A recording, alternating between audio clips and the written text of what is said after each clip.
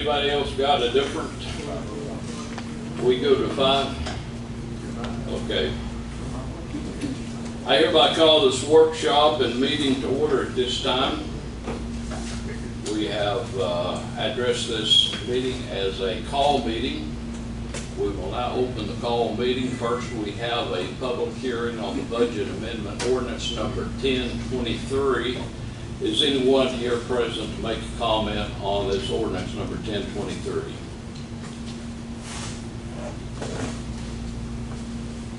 Having none, the public hearing is now closed. Jessica will review the final budget amendment and then we will vote on the ordinance. Jessica? So in your packet, this is ordinance number 1023. We had first reading August 7th, so it's been at least 14 days. We can now have second reading. We have to amend the budget for the year ending June 30th before we can close year end, which we plan on doing later this week as soon as this ordinance is passed. So these are the line items that individually went over budget for June 30th.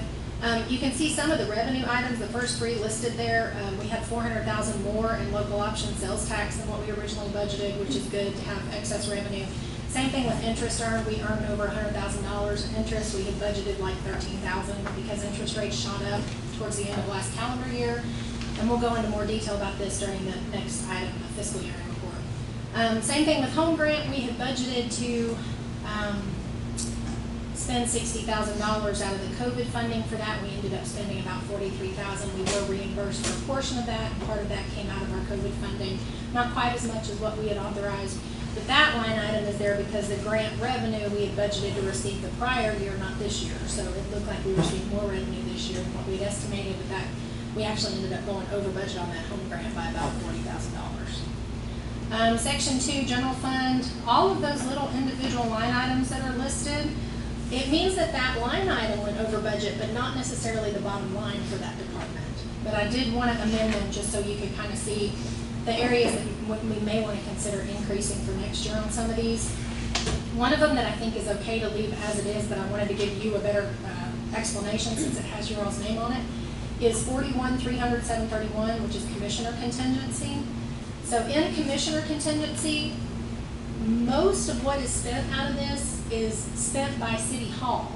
So each department gets $500 for Christmas dinner out of commissioner contingency. And then any excess that they spend on Thanksgiving or Christmas or whatever, they pay for out of their own operating supplies for their individual budget. So food normally takes up about $2,500 from the Christmas dinners. This year it was more like $4,400.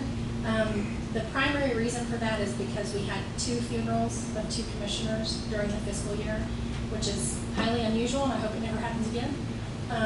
And we provided meals for those families a couple of times. We made donations in their honor, a couple of things like that. So that's kind of an unusual situation. We also did give donations to our high school booster clubs. We bought ads in the programs, which we always do. Gave donations to Dixie Youth. Gave donations to some of the schools. So the flower budget was also more than normal. It was about $2,100 of that was flower budget.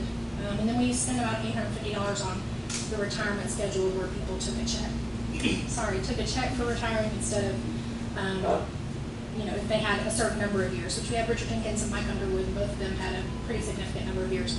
We will have some retirement stuff that just came out of this July, and we have another one retiring in December that's been here quite a while. So there's a chance we'll go over in commissioner contingency again, but since it's called commissioner contingency, I wanted you all to understand what that money usually is. Also, if you all ever have anything specific you do for your department, like maybe you want them to go to a certain training, or if any of the commissioners go to training, that comes out of there too. But this year, the primary reason why it went over budget is because we had 2 active commissioners pass away during the year. So, some of the other ones, we did have an insurance recovery on the Parks and Recreation vehicle that was wrecked. So that one, you have an offsetting revenue to cover that.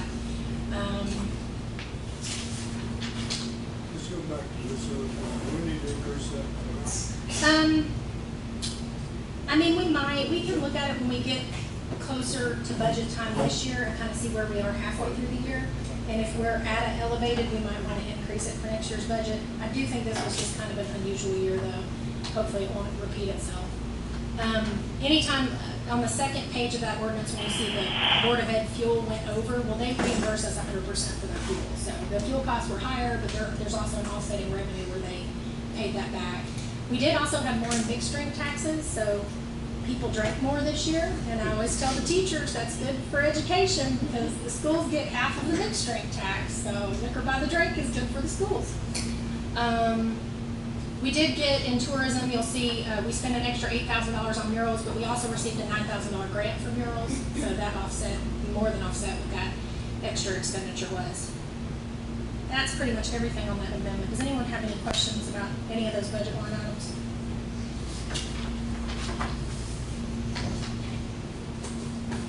Okay. Move adoption on second reading. Okay. Second.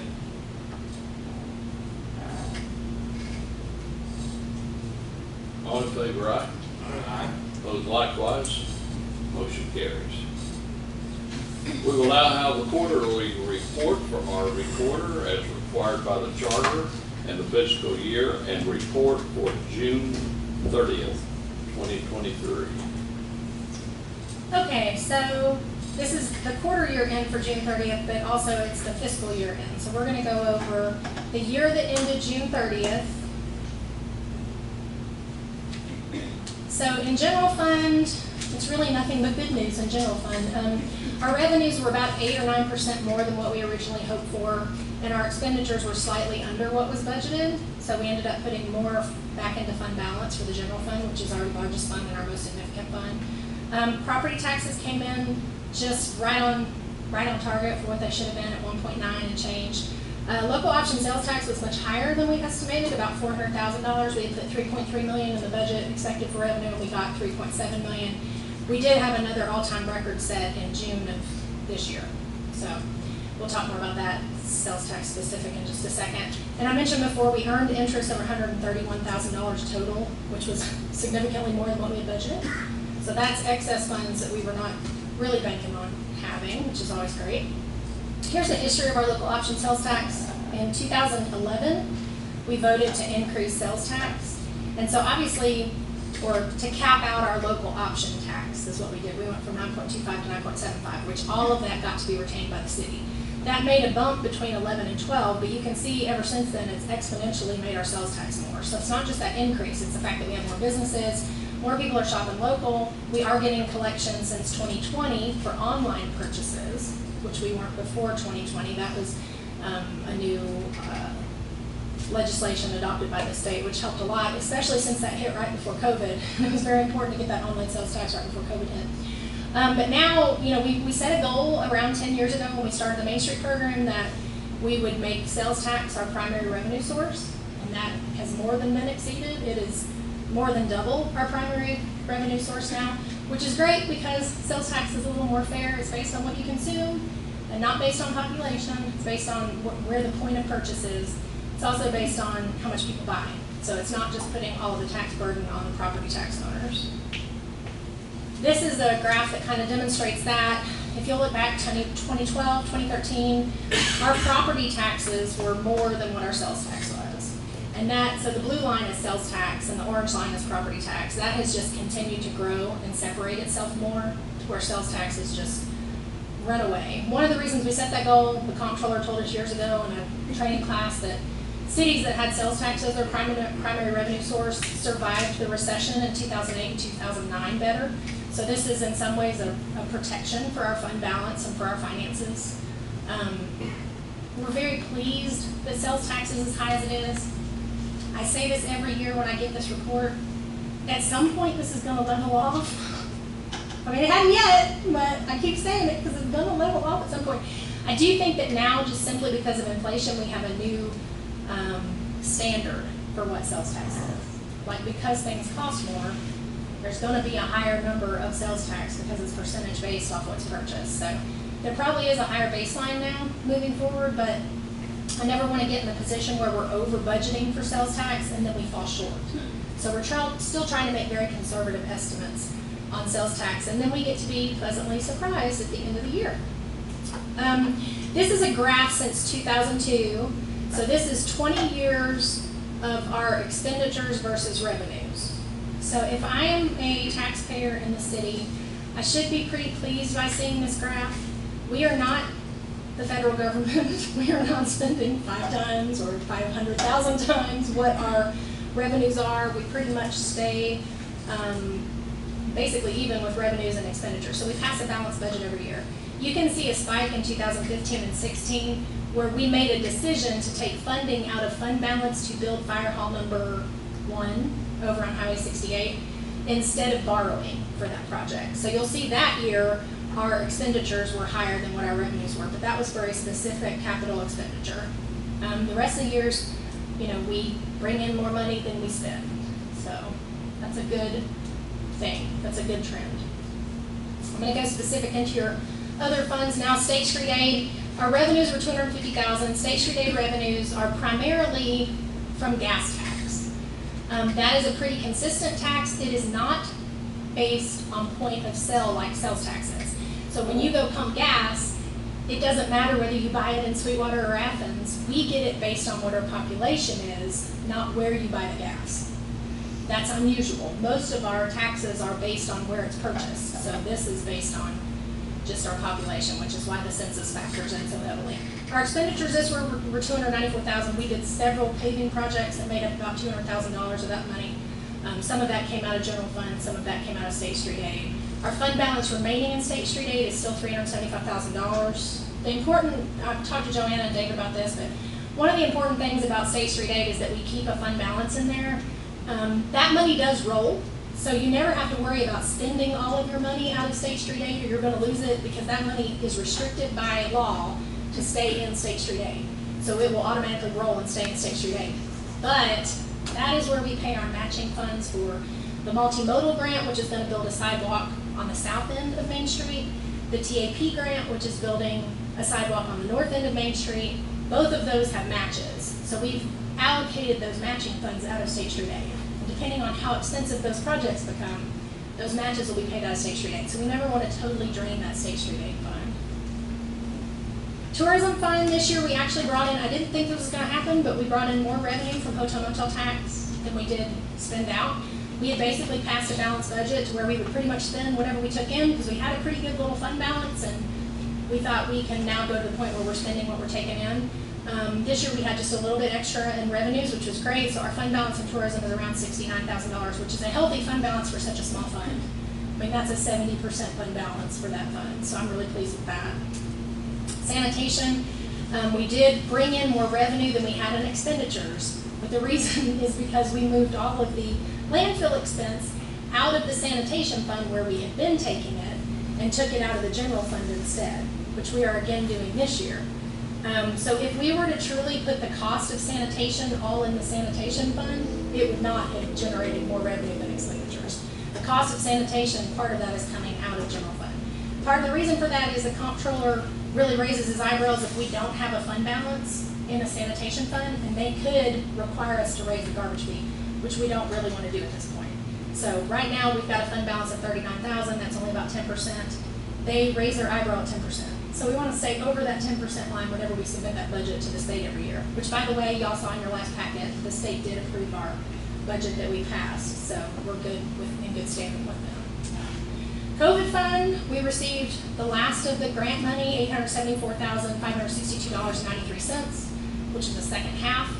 We've earned $50,000 in interest on that money this year alone, which is great because I'd only budgeted around $10,000, so that's way more interest than I thought we were going to earn. What had been spent this year was $268,000. Part of that was the CDBG fund, the home grant that we already talked about. We bought the outdoor drop box in front of City Hall so people can have contactless bill payment. And then a portion of the money we allocated to Sweetwater Utility Board for water tank rehabilitation has been paid out. That's around $200,000. The total we've allocated to them is around $500,000. So they're about halfway through that project. So we still have another $300,000 to pay them out of COVID funding sometime this year. That leaves a remaining fund balance of COVID money of $1.393. And we do have that allocated, like we've decided what we're going to do with it, with the exception of the $300,000 that we had allocated for radio purchases. The good news on that is the police department received a grant to pay for those radios. We will probably end up only having to take $50,000 or $60,000 out of those COVID funds to pay for the balance on those radios. We had talked about possibly buying, with that remaining balance, buying air packs for the fire department. The fire department also received a grant for the air packs. So certainly the 5% match we might be taking out of that COVID money still, and maybe if there's accessories or something that go with those air packs that we need. But you do have a little bit of leeway there, so at some point in the not so distant future, we'll probably talk about how to allocate that remaining fund. We do have to do a report for that COVID money, telling them how we spent it, what we spent it on, making sure it qualified for how we can spend it. It can't just be spent on anything. These are our balances. That's a terrible slide, sorry. You should have that in your packets that shows you all of our cash. So what I want to point out there is last year when we ended year end on June 30th, we had $6.9 million in the bank. This year when we ended June 30th, we have $7.9 million in the bank. 1.3 of that is restricted for COVID money, but the rest of that is, almost all of the rest of that is basically cash in the bank that we have available to spend, which is about a 90% fund balance level, which is excellent for a city our size. Here's the cash balances. The shot, we had some rough years there. 2009, 2010, 2011, 2012, 2013. Those were some tough years. Those were checking bank balances before we ran payroll. That was a little scary. We even borrowed for operating expenses during some of those years. We could tax anticipation notes, so I'm really glad that we're not there anymore. But total fund balance is around $7.6 million right now, which is, of course, the highest we've ever had. $1 million more than the highest we've ever had, which was last year. Just looking since 2020, when COVID hit, our fund balance has more than doubled. Okay, in December, I gave you a grant report of all the grants we had gotten up through December. This slide shows you the 9 grants we've gotten since December. And that totals $3.1 million that we've gotten grant funding awarded since December. So a huge chunk of that is police grants. We got around $95,000 to hire officers from the state. We got another $1.1 million to cover that radio and equipment and officers, hiring new officers for that collaborative grant, and $300,000 to cover the payroll for all of the SRO officers, one in each city school. We've also gotten a $9,000 mural grant. We got a $3,500 grant to add adult changing tables to restrooms for adults with disabilities. $5,000 to upgrade the marketplace. $8,000 for one of our schools to upgrade their sound system, and then $1.4 million for Sweetwater Utility Board for a water grant, which East Tennessee Development District is administering for us. And then, of course, we got the Firefighters Assistance Grant, $141,000 and change for the air packs, which we just found out about last week, so congratulations, Fire Department, on that. But that's another $3 million in grant funding since December. Okay, Sweetwater Main Street. I had to do a report for someone that's writing their doctorate on Main Street programs and how effective they are, so I thought I'd just throw this slide in here for you all, since I looked up the data anyway. We've been operating the Main Street program for 10 years. Our first annual certification report was in 2014. So I just kind of did a comparison of what it was in 2014 compared to what it is this last year when we finished our certification report. The vacancy rate downtown has dropped from 14% down to 3.57%, which is excellent. It means we don't have very many vacancies and we have people waiting to come into the district and start businesses. The rental rate per square foot has gone up significantly. Festival attendance has gone up significantly. The thing I wanted to point out, because you always have people saying, why are you putting money into Main Street?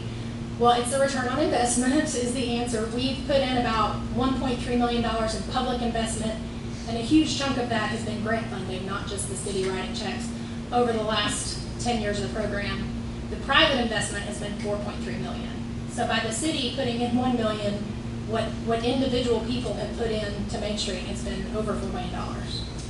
We've also had 101,000 volunteer hours donated and documented and turned in paper and writing since 2014. We've gained a net of 22 new businesses since 2014, which, some years we gained 35 businesses, and then some years we lost 3 businesses. So overall, during that time period, we've netted 22 new businesses to our town inside that district. And we've received around $3.5 million in grant contracts for 21 different grants during that time period. So it's definitely an economic development program. It's definitely made an impact on our sales tax, just like the sales tax records reflect. This is a summary of our debt. This tells you that the city's debt to income ratio for the general is 24%. If we had to right now, we could write a check and pay off all the debt that we owe. which is a comfortable place to be. But we don't have to, and we shouldn't, because the city is borrowing at like 2 and 3% right now. So we are earning interest of 8% right now. So we should definitely keep this debt. There's no incentive to pay it off early. Like, leave it where it is. We will never get a rate like that again for at least a decade. Education debt's at 4.4. Utility debt for all of their funds is at 6.9, which is very healthy compared to what their revenues are. And then the total outstanding debt's at 13 for us, these schools, and the utilities. So I'm very comfortable with our debt level also. So moving forward, one of the things, we don't have to decide tonight, but it's something I want to mention. Since we have such a healthy balance in tourism, we originally had budgeted $15,000, hoping we could do 2 murals downtown for that. The one mural that was selected with the grant funding for $9,000 is going to be $25,000 just by itself, because they're going to have to do some work on the wall. Then they're going to hire the artist. Then the Junior Main Street Board, which is Josh's brainchild, is going to come in and vote on the design. All of that's going to be $25,000, which leaves no funding for the second mural that we had talked about. So I'm curious, is the board willing to spend some of that fund balance from tourism, maybe $10,000 toward that other mural? So that's something we can talk about and see if there's interest in that. The other thing I wanted to mention, we are having to make some significant upgrades in our data breach stuff. In order for us to get cybersecurity insurance, the first step was we had to hire an IT person, which we did, and we'd already budgeted for that. They're also requiring that we do quarterly training with every employee that has an email or a city device. And a device counts as a phone. If they just have a city cell phone that's a smartphone, they have to do this training. They require that a third party administer the training. So while Landon can be in charge of making sure everybody does what they're supposed to do, it has to be like officially accepted material that they're trained on.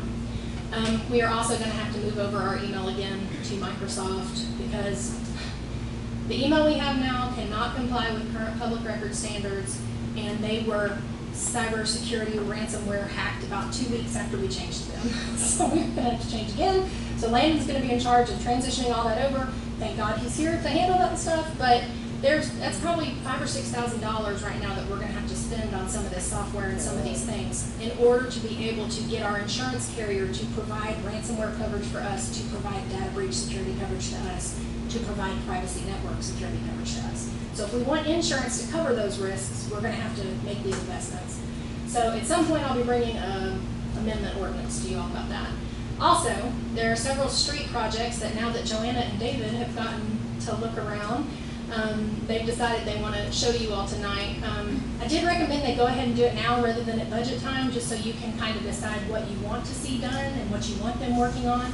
And part of that is because they did not have the opportunity or a representative at the time when we were doing the budget to begin with. So we want to give them that opportunity now. So I'm going to turn it over to Joanna, and I'll click through your slides. You just signal me. All right, so we're just going to do this really quick. It's already in your packet. Is your microphone on? I believe it is. Sorry. Speak loud so everybody hears you. Okay. Okay. It's in the packet, and obviously everybody knows how to read. But basically, when it comes to the sidewalks in our city, the goal has always been to keep that budget extremely small. And it's a very wise idea to kind of have our grants do at least pay a portion of any of the sidewalk projects that we have. This is really good in theory, but in reality that meant that for the most part we had 1 or 2 new sidewalks or replaced sidewalks every 2 to 3 years, because we know that grant money moves very slowly. And so that just leaves numerous sidewalks repairs that were not done that really desperately need to be done. Because we did not, we also, our street department might have done patching work here and there, but they never really had the history of doing large projects. And so that came to 2 kind of problems that we're facing right now, and that's simply that we don't have the funds to consistently work on the sidewalks that need to be repaired, and we also don't have the manpower to do that. So the next 2 slides is basically what all of the sidewalks, for the most part, in our city kind of look like. And as you can see, we have ADA issues, but we also have tons of cracks. We have patching things that just are not working well for us.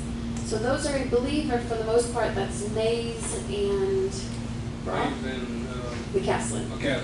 So most of these pictures are just from the sidewalks on Maze and McCaslin, but it is a pretty good representation of what the sidewalks in our city look like right now.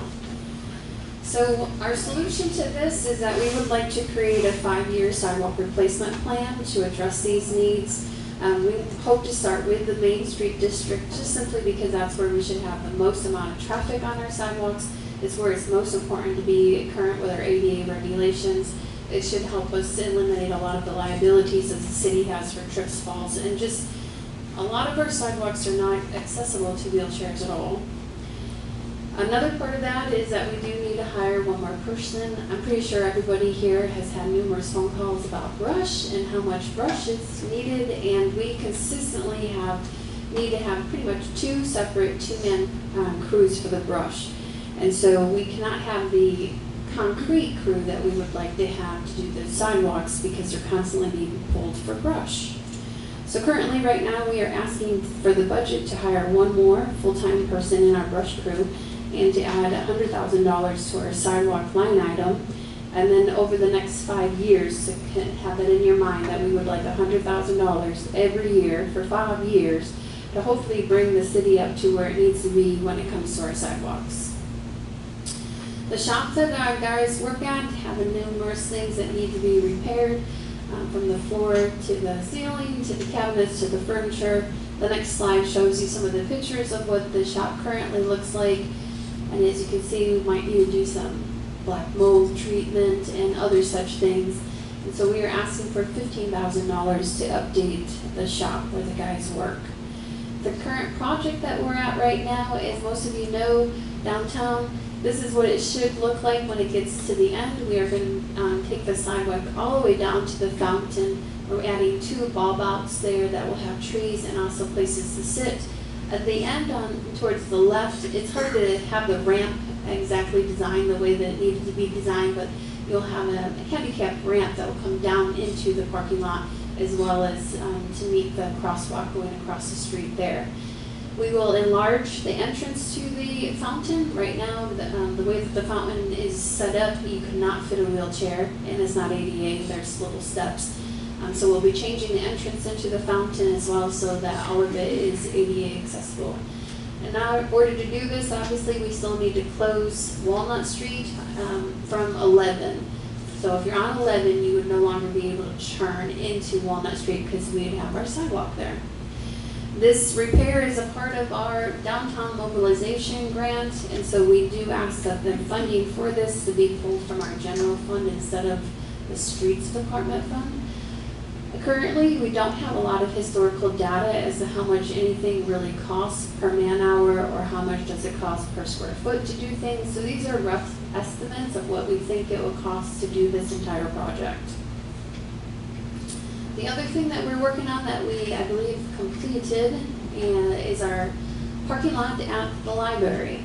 And so we put the gravel in, and we think there's probably going to be enough parking for maybe 45 different parking spots in this gravel lot at the library, which is fantastic.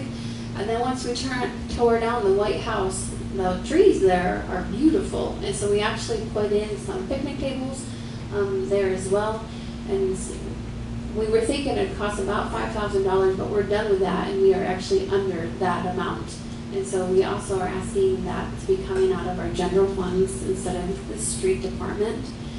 When we look forward, we need to address some issues at Willow Creek pretty urgently. The trees that were planted at the sidewalks in Willow Creek are the kind that the roots come up to the top of the ground, and they're destroying the sidewalks. Eventually, they will also destroy the roads. So if we're able to go in this winter and do a winter project in Willow Creek and take out all of the trees at the sidewalks that are destroying the sidewalks, it will be a very labor-intensive project, but it shouldn't cost very much. If we wait until all the sidewalks are destroyed and other things, it will also not only be labor-intensive, but it will be a pretty costly project. So our goal right now is to start working with Willow Creek Homeowners Association. David and I actually have a meeting set up with them for September 11th. If you switch to the next slide, Jessica. We have a meeting set up with Willow Creek to start the process of talking about removing the trees. This winter, we'll take the trees out, we'll round down the concrete trip hazards, we'll remove the debris, and then we would ask Willow Creek to work with a tree board when it comes to actually replacing those trees. Also this winter, we would like to work with the police department. They have a firing range that's not usable right now due to some of the sides. They need really high sides. And so it's something that the streets department can help the police department with. And so we hope to bring their firing range back into compliance, and so that it can be used again. And then we are still working with City Hall on our 10-year paving project. The equipment needs, we do want to do a huge shout out for thank you for the $250,000 that you guys did give us for equipment needs.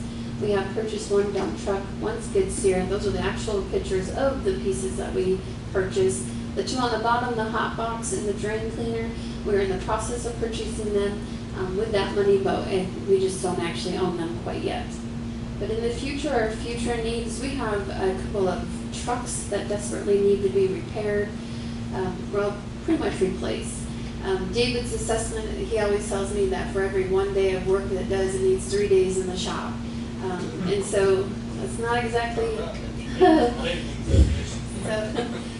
We have two 2001 Ford Rangers that we would like to replace, and then we did have one F-150 that was totaled that hasn't been replaced yet. We would really like to replace it with a utility truck, a flatbed truck, and another F-150. And of course, the picture in the background is just a knuckle boom truck that I would absolutely love to have in the city. Again, without the brush, this would help us be able to go from 2-man crews down to 1-man crews, but that's really just my wish list. So the next slide is training. Currently, my streets department has $500 and it's training line item, but at this moment, Levi Jacobs is considered the only OSHA competent person. He has his OSHA 30. And so we want to change some of that. We'd like to give them some more OSHA training. This is a training that JR is going to be going to, so you can kind of read what he's going to be learning to be OSHA compliant with the shop. And as you can see, just that one day training is half of my training budget. So I am asking for an increase in the training budget. So the recap, last slide, we would like $100,000 for our sidewalk repairs, salary for one more employee, $15,000 for shop repairs. We would like the projects that we're doing, the Main Street and the parking lot, just simply to be funded by general funds. We would like $1,500 added to our training budget, and we would like 3 trucks. So very small list. So thank you very much. Partridge in a pear tree would be great. So thank you. So the question would be, are you all interested in having that request put on the September 5th agenda for action?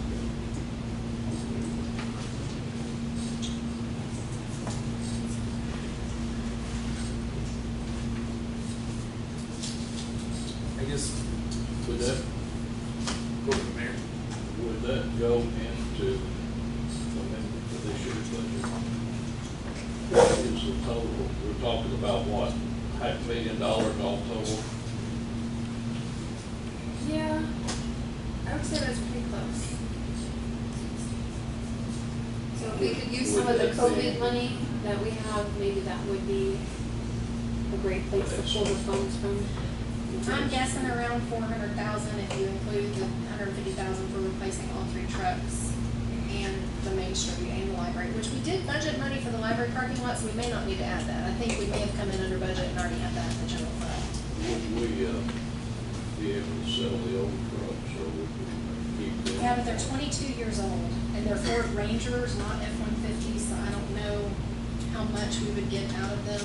We can always put them on Gov Deals or wherever else to see if there's any The F-150s that we just tried to sell, I want to say they went for $1,800 each, and they were not that old, and they were F-150. So I guess what I'm saying is we probably shouldn't bank on getting a lot of revenue in for those trucks. Even though this is $400,000 this year, that's not a recurring $400,000. No, right? I think That's another Joanna way to feels like this catches look at us up, and what she wants moving forward is $100,000 every year for sidewalks. So she, over 5 years, she would do $100,000 worth of sidewalk projects to get us into ADA compliance, basically. Sam, we give, what, $350 for a street sweeper?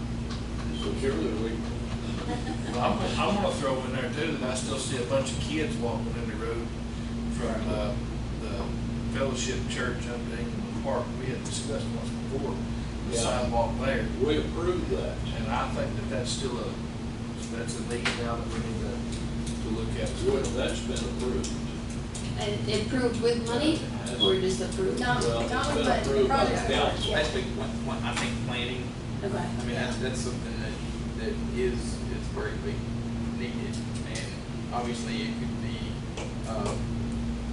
in the master plan as far as what gets what first. See this tie back in, did we ever get a report from the folks who are coming in to survey the sidewalk? What we did. We've gotten the paving report. We got the We're streets. working on signage right now because replacing those stop signs is probably our next most urgent, from a liability standpoint, need. And then they are doing sidewalks, but I would say it'd be several months before we got the sidewalk report back. But we are getting a survey. We on are this. getting a sidewalk report now. Let me ask a question about the one downtown here.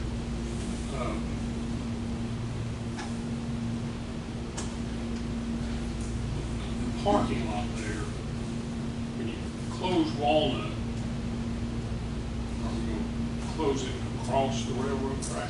That's a great question, Jim Stubbs. Well, that'd be my concern.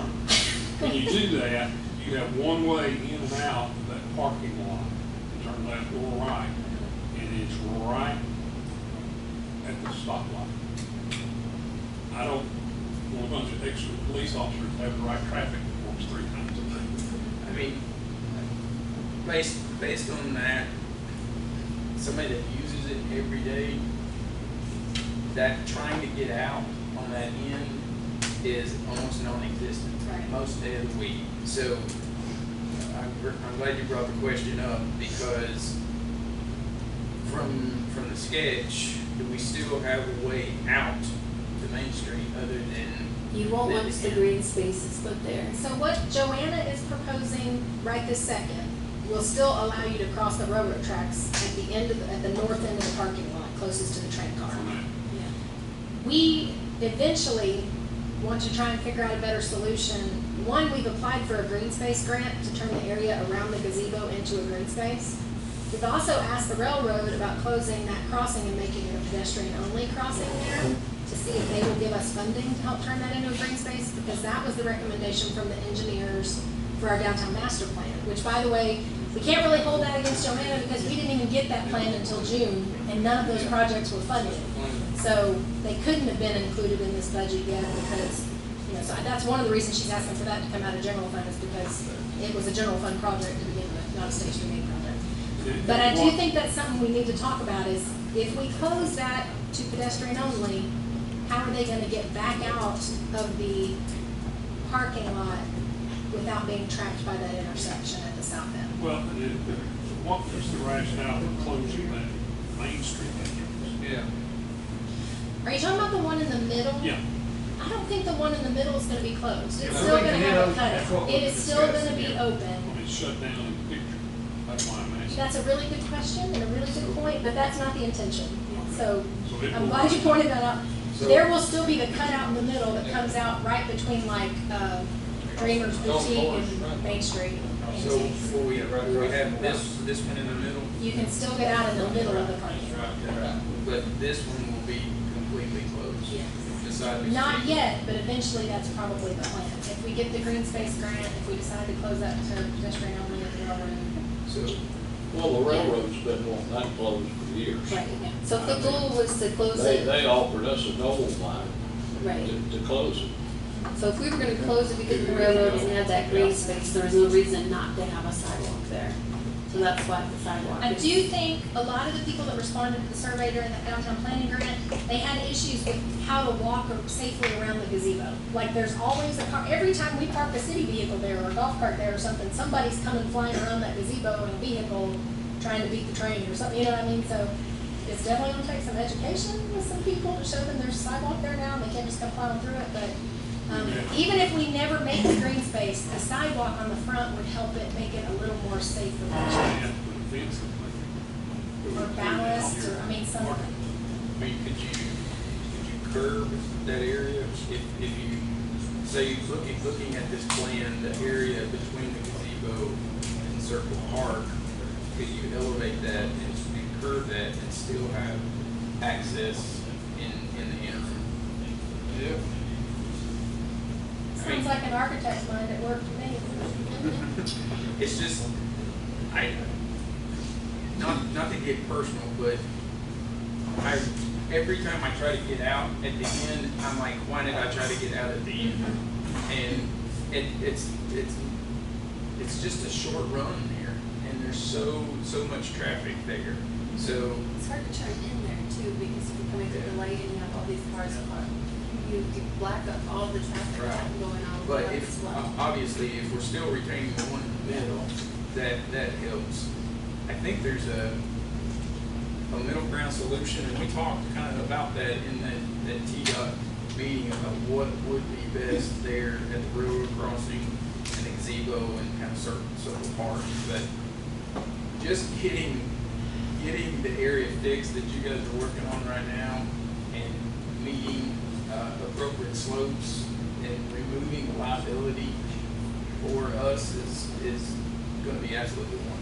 I can't tell you since we started that project, how many people I've had text me or message or email and say, I tripped on that, and I'm like, wow, we could have been sued 20 times by now over that brick sidewalk, and nobody just ever reported it. But the other thing about it, just going back to the Main Street Development Program, I swear that parking lot in downtown has probably been one of the largest advantageous pieces for our growth, because even though it's across the road, and people always say, will they park and will they walk?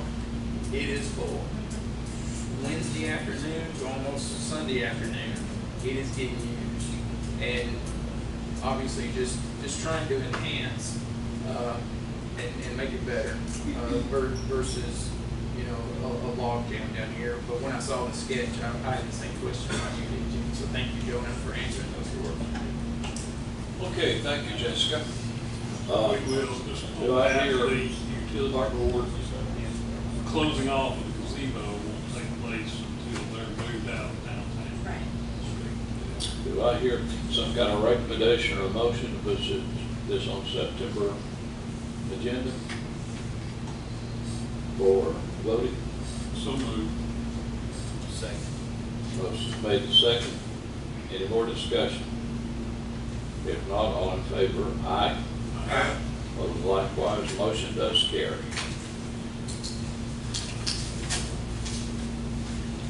Okay, moving along, we have bids for 2 items. First is that dump truck. Is that one of the 3?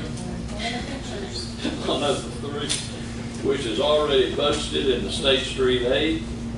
We will now open the bids. This bid is from Hunting Creek Motors, Statesville, North Carolina. It has 4,046 miles on it, 4-wheel drive dump, TK. It's a 2020 model, has a Cummins 300 engine, automatic transmission, air conditioning, Goodwin 10-foot body with 3-way tailgate, includes electric tarp, center mount hydraulics to run dump bed and snow plow. Tow package has a hydraulic angle plow, snow plow with mount. Delivery included at no charge. $100,000.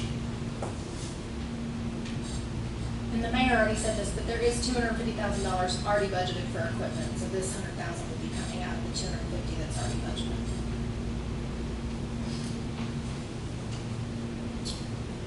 You want to look at this bid, Joanne?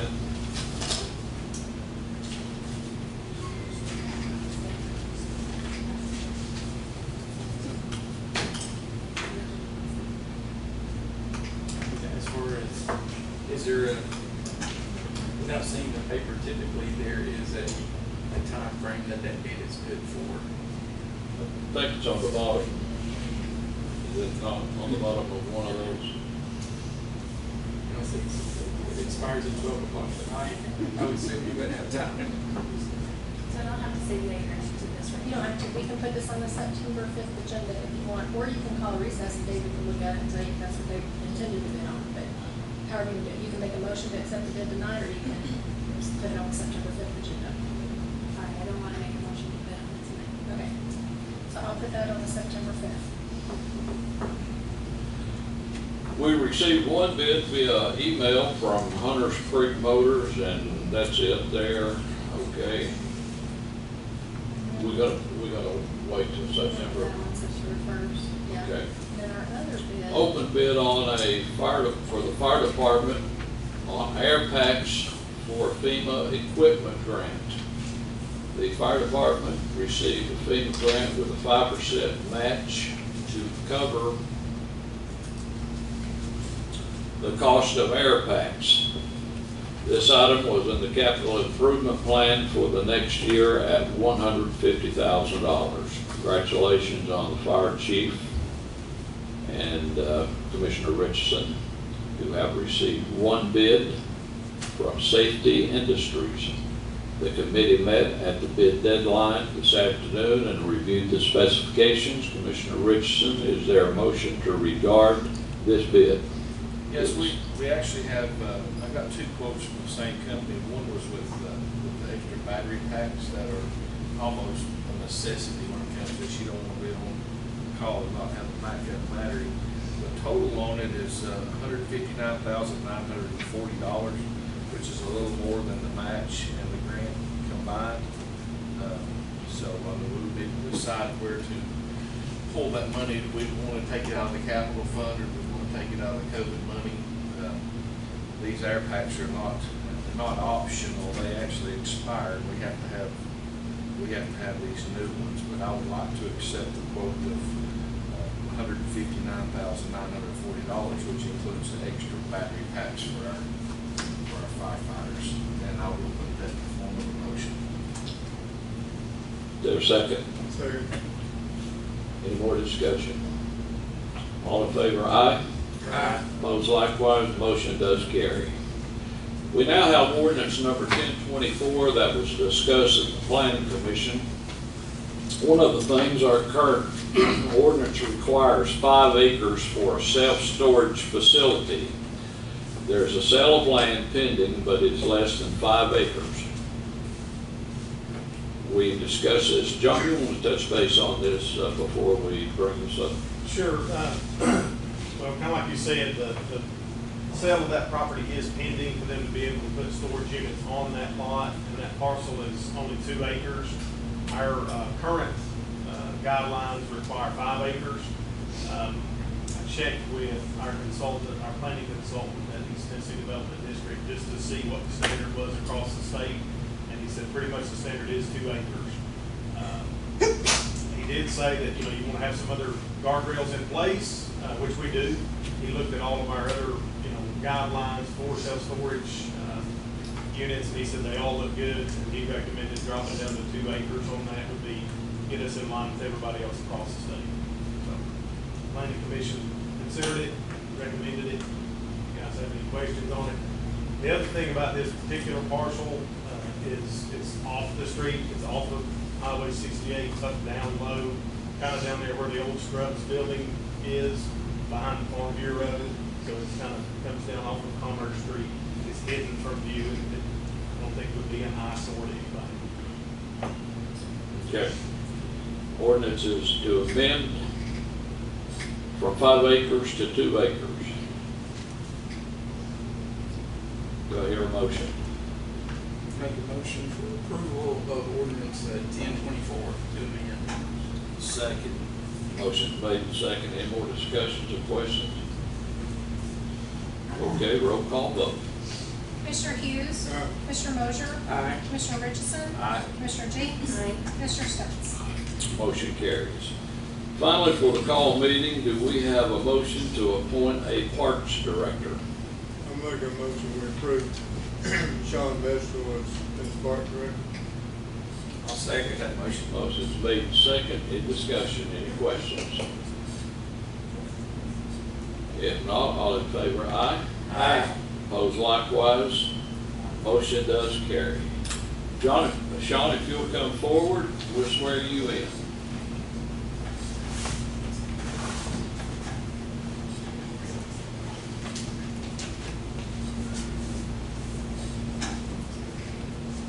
Raise your right hand and repeat after me. I do solemnly swear that I will support the Constitution of the United States and the state of Tennessee and the charter and ordinances of the city of Sweetwater, and that I will faithfully discharge the duties of the office to which I have been appointed and which I am about to assume. Congratulations.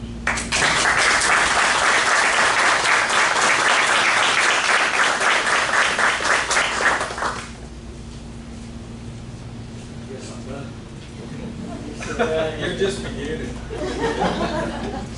You're the only you knew. I'd like to say something in regards to Tim's retirement. I've worked with Tim since 2014, and he's always done a good job. He's been conscientious of the job he's done. He's put in lots and lots of volunteer time for the city of Sweetwater that he didn't get credit for, and I certainly appreciate him, and I wish him the best in retirement.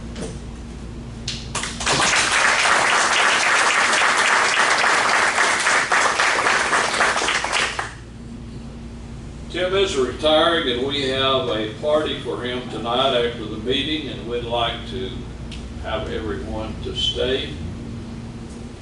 They have sent Tim off his Friday, your last day? Today. Last day Friday. No, today. Today. Today. It was supposed to be Wednesday, but he keeps backing it up. I gotta go, I'll be in the hospital Wednesdays. Okay, moving along with a few more items. We've got a traffic light issue for the Rakestag property. Seems like we've got a red light outside the city limits that we're gonna have to discuss where we maintain it or not maintain it. Will we be paying for that, or Well, that's will what we bill? That's what we gotta talk about. So there's a light now that everybody can see, it's already standing, it's at this, exit, kind of where Dinnerville used to sit. So like there's a light right in here that you already see. The city will be maintaining that because it's inside the city limits, so that's a given. It goes on we have a bill that we pay every month, that Sonia pays every month for traffic lights and street lights. And traffic lights make up a portion of that. They're LED now. Traffic lights are not a huge power consumption. Like it's not a big price ticket. So that one automatically goes on our bill because it's inside the city limits, and Sweetwater Utility Board will agree to maintain it for us. The question is on the other side of the interstate, outside the city limits, inside Monroe County, on the southbound exit ramp here.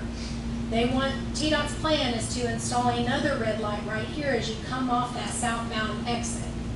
So it will be a three-way traffic light because Oakland Road both ways would have to stop, and then your southbound exit ramp traffic would stop.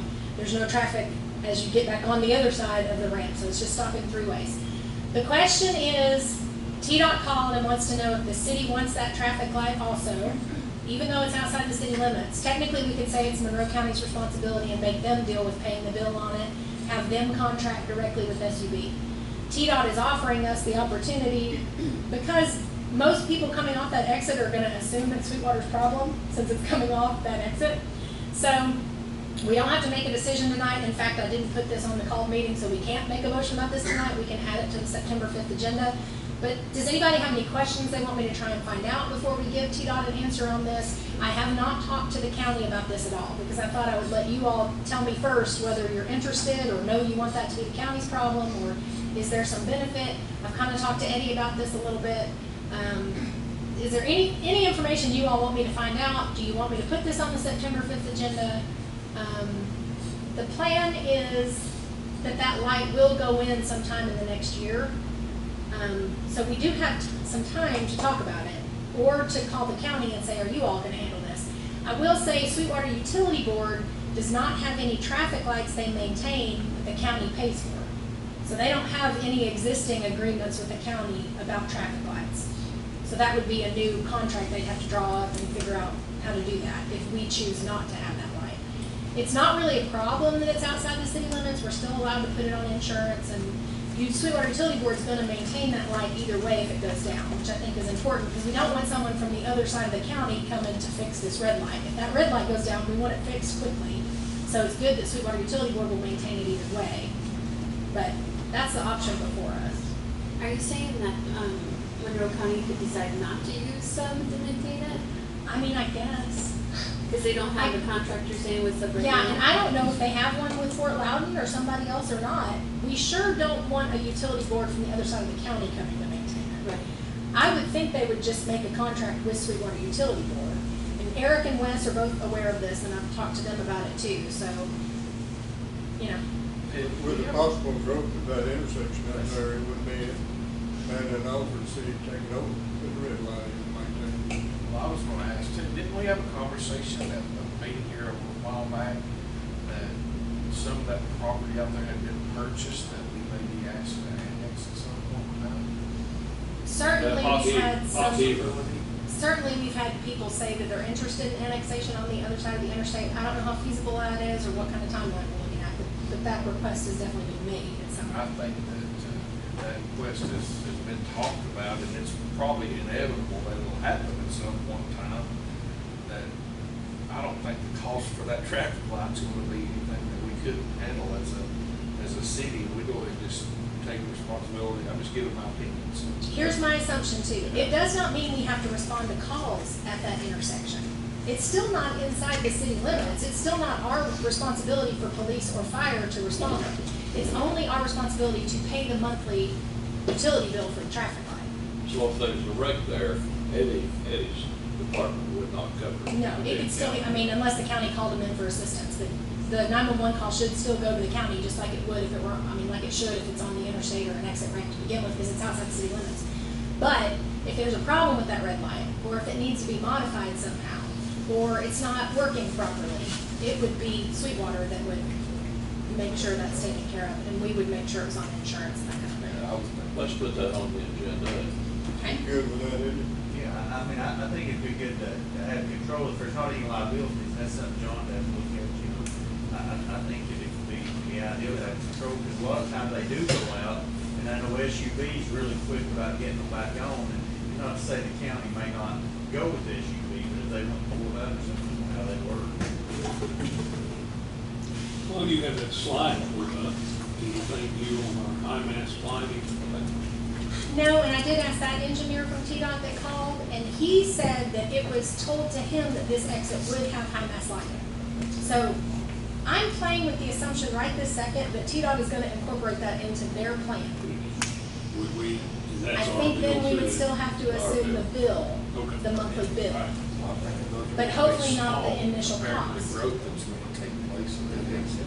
Well, they kind of indicated in a meeting a couple of years ago that we had it, they would put high mass lighting there. Right. Okay, that concludes most of our business, except I want to report from our department heads. Starting with you, John Anderson. Yes, sir. I've been, everything's going good, other than I lost a darn good employee. I think the city will be, good for doing that. Working on this grant, Nick and I worked on it, we had a meeting last week with the, Motorola and, anyway, we've been working together on a bunch of stuff. Everything's going smooth. We're good.